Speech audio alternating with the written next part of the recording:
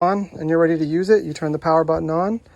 I switch it to automatic and it will decide if it's going to go from gas or electricity. And right there, it just switched from electricity to gas. And you can control the coolness of this. Again,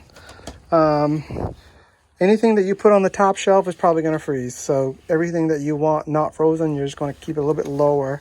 So all your eggs probably on the lower shelf.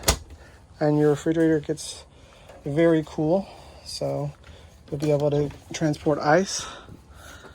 Just make sure if you're gonna go from electric to gas that you leave it on auto, because if you leave it on electricity and you take off, your refrigerator is going to get cold. See, there's no power there as we're not plugged in right now. But if I switch it to gas, you'll see it powers back on. Now that said, it takes about 6 hours for the refrigerator to get cold on propane alone. So in order to get it colder faster, you either need to crank the generator for a little bit or you need to plug in. Otherwise, it will take a while for RV to get cold.